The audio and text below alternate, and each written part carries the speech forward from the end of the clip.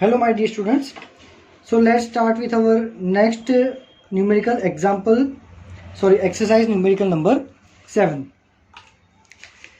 I am reading the question. State if each of the following statement is true or false and give reasons for your answer. हमें सारे sentence पढ़ने हैं, वो सही है या गलत है वो बताना है, वो हमें विथ रीजन बताना है. पहला है कि in an elastic collision of two bodies the momentum and energy of each body is conserved. पहले मैं यहाँ पे अगेन लिख देता हूँ कि भाई इलास्टिक क्या होता है, इन इलास्टिक क्या होता है. वैसे मैं आगे 10 बार तो लिख ही चुका हूँ ये, बट फिर भी मैं आपको यहाँ पे फिर से दिखा देता हूँ. इलास्टिक में इनिशियल काइनेटिक एनर्जी और फाइनल काइनेटिक एनर्जी कंजर्व होती है, इसमें नहीं होती. इसमें ऑलवेज इनिशियल काइनेटिक एनर्जी ज़्यादा होती है compare to final kinetic energy. Momentum is conserved in both the collision and total energy is also conserved in both the collision. अब यहाँ पे बोल रहा है कि इन इलास्टिक कोलिजन, चलो इलास्टिक कोलिजन में मोमेंटम और टोटल एनर्जी दोनों कंजर्व होता है. तो क्या स्टेटमेंट सही है कि गलत है?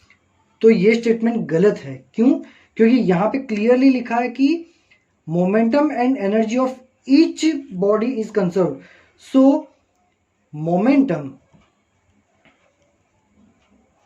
Momentum and total energy is not conserved for each what is the given body. It is conserved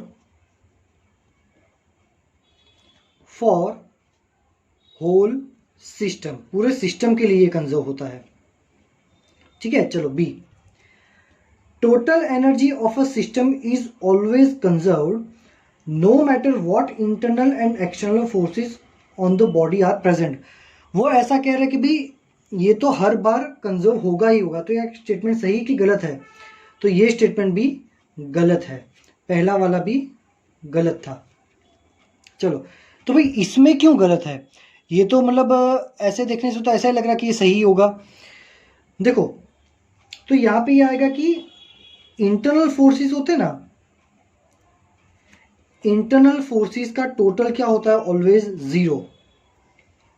ठीक है, जो भी चेंज होगा ना वो सिर्फ एक्सटर्नल फोर्स से ही होता है.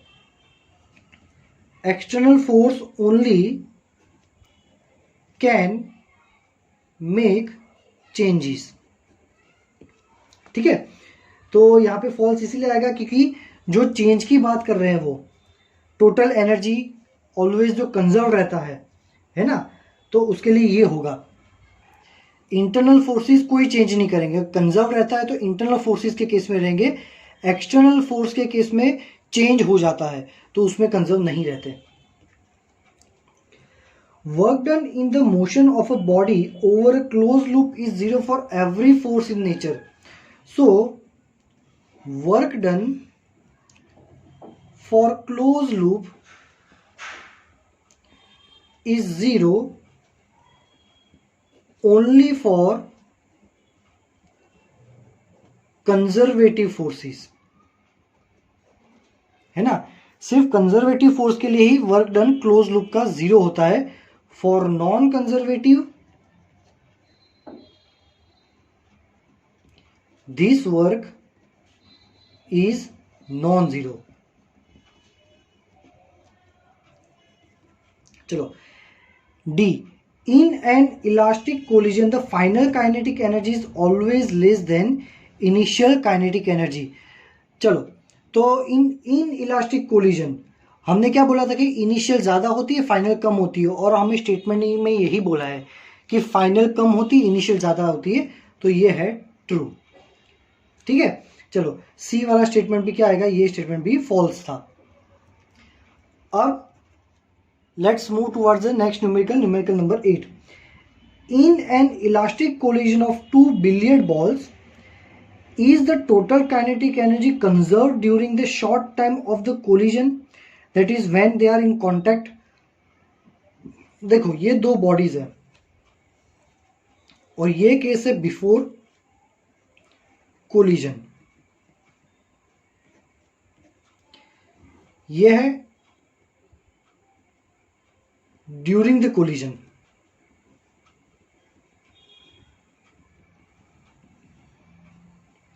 और ये है आफ्टर कोलिजन।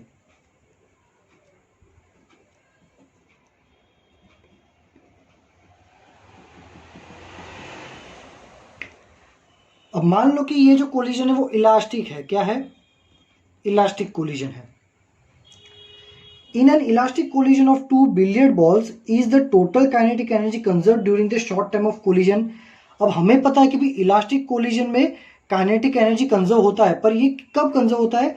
कोलिजन के पहले का पूरे सिस्टम का और कोलिजन के बाद के पूरे सिस्टम का, ये कंजर्व होता है। क्या ड्यूरिंग द कोलिजन ये कंजर्व होता है? तो आंसर आता है no. Reason, during the collision इनका जो पोटेंशियल एनर्जी है ना वो इंक्रीज हो जाता है और काइनेटिक एनर्जी डिक्रीज हो जाता है। मतलब no, kinetic energy is not conserved during collision. चलो B, is the total linear momentum conserved during the short time of an elastic collision of two ball? चलो अब इसी केस के लिए ड्यूरिंग द कोलिजन क्या टोटल लीनियर मोमेंटम कंजर्व होगा? तो answer आएगा yes, total linear momentum is conserved during collision. भाई कोलिजन के टाइम पे ये कंजर्व्ड होता है। ठीक है, चलो see, what is the answer of A and B for an inelastic collision? Inelastic collision के लिए हमारे आंसर क्या रहेंगे? तो फॉर, अगर ये कोलिजन सेम इलास्टिक की जगह इन इलास्टिक होता तो A and B answers will not change, है ना। तो ये इन इलास्टिक में भी ये आंसर और ये आंसर चेंज नहीं होता। ठीक है, चलो आगे क्या बोल रहे हैं? If the potential energy of two billiard balls depends only on the separation distance between their centres, is the collision is elastic और नॉन इलास्टिक? तो इसका आंसर आएगा ये इलास्टिक होगा। ये क्या होगा हमारा? इलास्टिक। ठीक है, चलो अब हम स्टार्ट करते हैं exercise numerical number 9।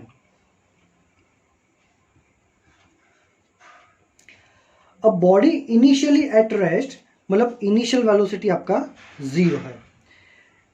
It undergoes one dimensional motion with constant acceleration. Acceleration कैसा है? कांस्टेंट है। The power delivered to it at time t is proportional to what? Power किसके प्रोपोर्शनल में होगा? तो थियरी सेक्शन में हमने पावर देखा था, power P is equal to F into we.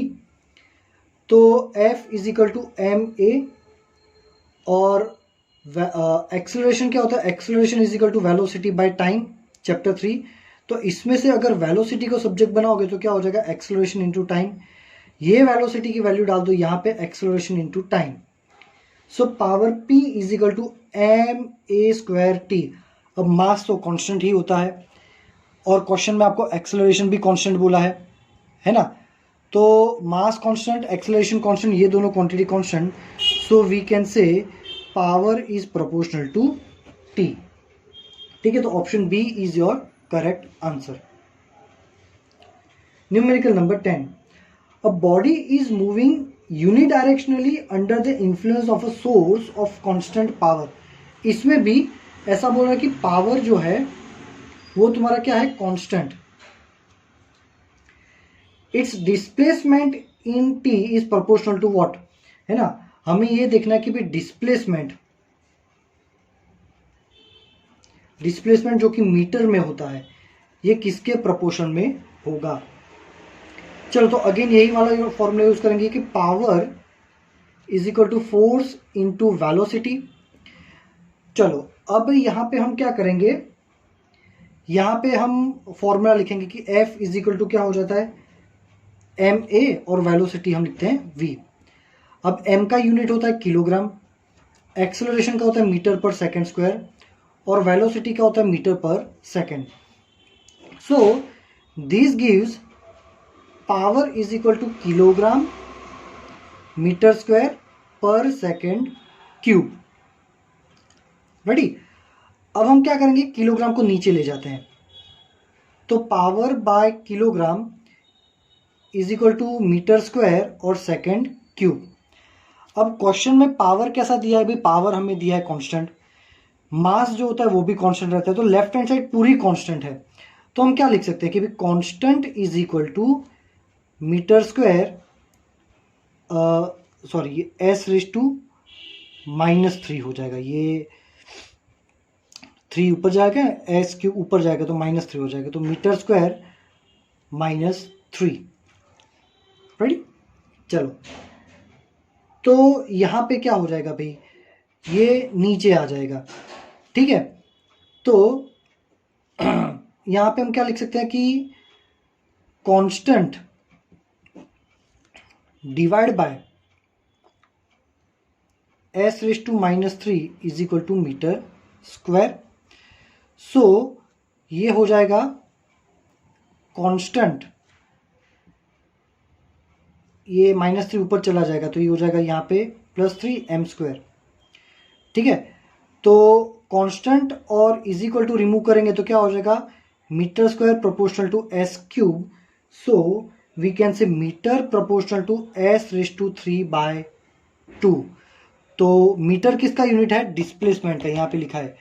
So displacement is, sorry हमें डिस्प्लेसमेंट फाइंड करना था ना, तो हाँ डिस्प्लेसमेंट मीटर में होता है, तो displacement is proportional to S is for second means time. So displacement is proportional to time raise to 3/2। ये हो गया आपका आंसर, ठीक है। चलो sum number 11। A body constrained to move along z-axis of a coordinate system is subjected to a force F given by. Here a force is given by -I caret plus 2j caret plus 3k caret Newton, where I caret, j caret and k caret are unit vectors along x, y and z axis. What is the work done by this force in moving the body a distance of 4 metre along z axis? भाई displacement कितना हो रहा है, 4 metre हो रहा है, पर कौन सी एक्सिस पे, z एक्सिस। z एक्सिस का यूनिट वेक्टर क्या होता है, k carat,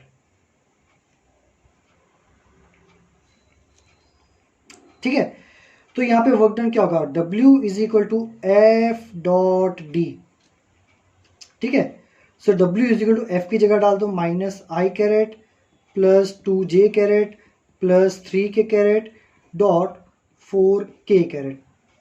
so W is equal to I dot k 0 हो जाएगा, J डॉट k भी 0 हो जाएगा, सेम वालों में ही डॉट फैक्टर हमें मिलता है। तो 3 4 12, तो वर्क डन हो जाएगा 12 जूल, और k caret dot k caret हो जाता है 1, ठीक है। Very simple, this is the answer. Dot product chapter number 6 का पहला या दूसरा लेक्चर, उसमें डॉट प्रोडक्ट डिटेल में एक्सप्लेन किया था, उसमें ये आया था सब कुछ, सो एक बार देख लेना।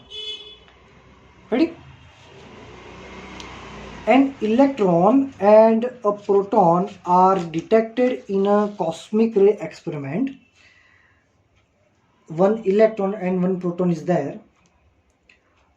The first with the kinetic energy of electron is given by 10 keV, जिसको हम जूल में कन्वर्ट करेंगे तो 10 किलो का हो जाएगा 10⁻3, और ईवी को जूल में कन्वर्ट करना है तो 1.6 इंटू 10⁻19 जूल। और यहाँ पे हम लिखेंगे प्रोटॉन के डेटा। तो भाई प्रोटॉन की काइनेटिक एनर्जी कितनी है, 100 keV, मीन्स 100 इंटू किलो का 10⁻³ और ईवी का 1.6 into 10⁻⁻19 joule. Which is faster, the electron और द प्रोटॉन, दोनों में से फास्ट कौन होगा? Obtain the ratio of their speed, दोनों की स्पीड का रेशियो भी हमें फाइंड करना है। So what I am doing, मैं यहाँ पे क्या कर रहा हूँ कि भाई ये इक्वेशन नंबर 1 ले लो, ये इक्वेशन नंबर 2 ले लो, मैं 1 डिवाइड बाय 2 कर देता हूँ। तो क्या हो जाएगा, kinetic energy by of electron by proton is equal to 10 into 10⁻³ into 1.6 into 10⁻⁻19 by 100 into 10⁻³ by 1.6 into 10⁻⁻19। तो ये कैंसिल और ये कैंसिल, सो 0 0 भी कैंसिल। तो क्या बचा, काइनेटिक एनर्जी बचेगा। काइनेटिक एनर्जी की जगह मैं क्या लिखूंगा, इसकी जगह पे ke 1/2 mass of electron velocity of electron square by 1/2 mass of proton velocity of proton square is equal to 1/10। So 1/2 get cancels. So now mass of electron, भाई तुम्हें यहाँ पे सारी वैल्यूज दे रखी, देखो इलेक्ट्रॉन मास कितना दिया है, तो me की जगह डाल दो mass of electron 9.11 into 10⁻31 into velocity of electron square जो कि हमें फाइंड करना है, divide by mass of proton which is given by 1.67 into 10⁻27 into velocity of proton square is equal to 1/10। ठीक है, चलो तो इसमें से VE² बाय VP² सॉल्व करोगे तो 1.67 ऊपर जाएगा, तो 1.67 इंटू 10⁻27 बाय 9.11 इंटू 10⁻31 इंटू 10। तो इसको जब सॉल्व करोगे, सॉल्व करने के बाद VE और VP फाइंड करने के लिए हम अंडर रूट निकालेंगे दोनों जगह पे, तो हमें क्या मिलेगा, this will give us a value VE by VP is equal to 13.54 after taking under root to both the side. यहाँ पे पूरा राइट हैंड साइड पे अंडर रूट ले लोगे तो आपको आंसर ये मिलेगा। This implies that VE is equal to 13.54 VP, मतलब प्रोटॉन की वेलोसिटी में 13.54 मल्टीप्लाई करोगे तब VE बनेगा, है ना। That implies velocity of electron is मोर। ठीक है, चलो नेक्स्ट देखते हैं हम सम number 13। A raindrop of radius 2 millimeter, this is the raindrop और उसका रेडियस r हमें दिया है 2 millimetre, 2 into 10⁻³ metre, falls from a height of 500 metre. So h is equal to 500 metre.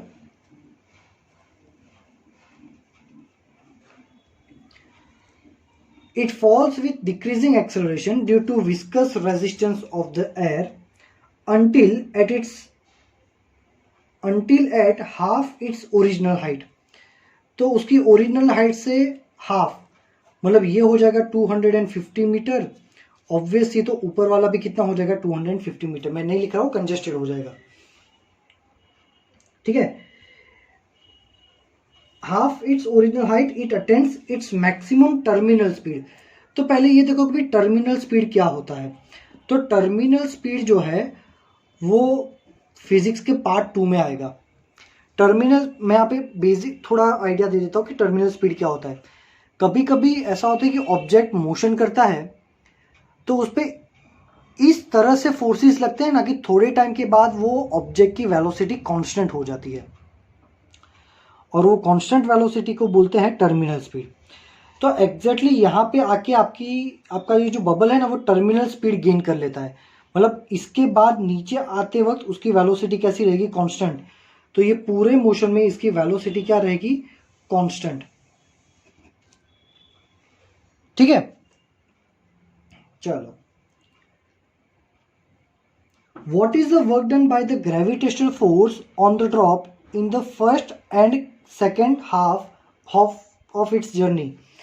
तो ये हो गया हमारा फर्स्ट हाफ और ये हो गया हमारा सेकेंड हाफ। तो पहले करते हैं कैलकुलेट फॉर फर्स्ट हाफ। इसके लिए work done by gravity, so W is equal to F into D. अब ग्रेविटी कहाँ लगती है? नीचे, है ना। ग्रेविटी कहाँ लग रही है? नीचे। ये Fg मतलब हमारा ग्रेविटेशनल फोर्स, और डिस्प्लेसमेंट का हो रहा है? नीचे ही हो रहा है, तो वर्क डन हमारा पॉजिटिव होगा। ग्रेविटेशनल फोर्स कितना होता है? mg और डिस्प्लेसमेंट d। पहले हाफ केस के लिए कितना डिस्प्लेसमेंट किया था भाई? 250। तो मास हमें दिया हुआ है, देख लेते हैं एक बार। अच्छा, मास हमें नहीं दिया, तो मास हम फाइंड करेंगे कैसे? Density is equal to mass by volume, therefore mass is equal to density into volume. So mass is equal to density और वॉल्यूम हो जाएगा 4/3 पाई आर क्यूब, है ना। तो mass is equal to density. अब पानी की डेंसिटी होती है, याद रखो, density of water 10⁻³ kilogram per metre cube, ये याद रखना, ठीक है। तो डेंसिटी ऑफ वाटर हो गया 10⁻³ इंटू 4/3 पाई 3.14, और रेडियस हमें दे रखी है 2 इंटू 10⁻³ और उसका क्यूब, ठीक है। उसका क्या हो जाएगा? क्यूब, क्योंकि 4/3 पाई आर क्यूब है यहाँ पे, इसीलिए। तो इसको जब सॉल्व करोगे तो आपको वाटर ड्रॉपलेट का, रेन ड्रॉप का मास मिल जाएगा 3.35 इंटू 10⁻⁻5 किलोग्राम। तो मास डाल दो 3.35 इंटू 10⁻⁻5, और ग्रेविटी की वैल्यू कितनी होगी? तो भाई ग्रेविटी की वैल्यू यहाँ पे हम ले लेते हैं 9.8, और डिस्टेंस हमारा है 250 मीटर। तो इसको सॉल्व करने से आपको वर्क डन मिलेगा 0.082 joule. So this is the work done by gravity for the first half interval। हमें तो दोनों के लिए फाइंड करने के लिए बोला है, तो for part 2 same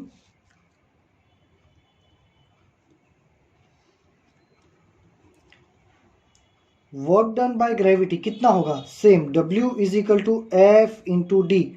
same formula apply होगा, mg/d। अब ऑब्वियसली सेकेंड हाफ के लिए भी वाटर ड्रॉपलेट का मास तो वही रहेगा, ग्रेविटी भी 9.8 है और डिस्टेंस इसमें भी 250 है। ऑब्वियसली हमारा वर्क डन पहले में और दूसरे में 0.082 जूल ही होगा, ठीक है। चलो, अब आगे क्या फाइंड करना है?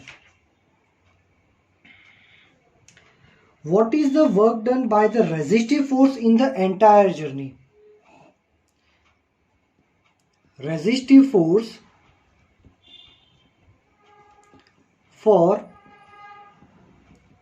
entire journey, है ना। तो रेजिस्टिव फोर्स है मतलब ये नॉन कंजर्वेटिव हो गया। नॉन कंजर्वेटिव फोर्स की थ्योरी देखना, उसमें मैंने एक फॉर्मूला सिखाया था कि delta K is equal to work done by conservative plus work done by non conservative, work done by conservative and work done by non conservative. तो यहाँ पे दिया कि if it speed on reaching the ground is 10 metre per second, ठीक है। तो पूरे case की अगर बात करें तो यहाँ पे वाटर ड्रॉपलेट की इनिशियल वेलोसिटी 0 होगी, जो भी होगी वो आपकी फाइनल वेलोसिटी है 10 मीटर पर सेकेंड, जो यहीं से स्टार्ट हो जाएगी।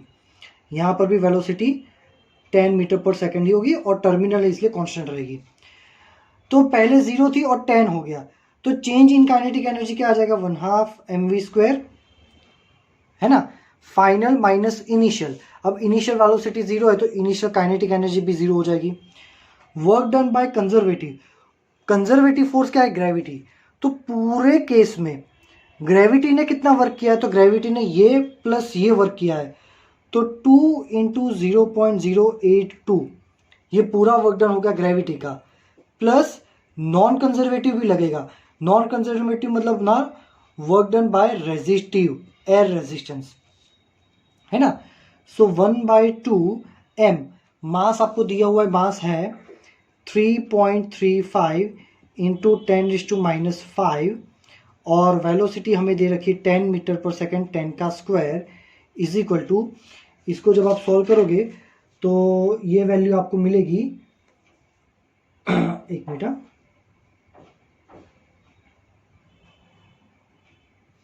0.164, ये आपको मिलेगा 0.164 plus work done bye resistive force.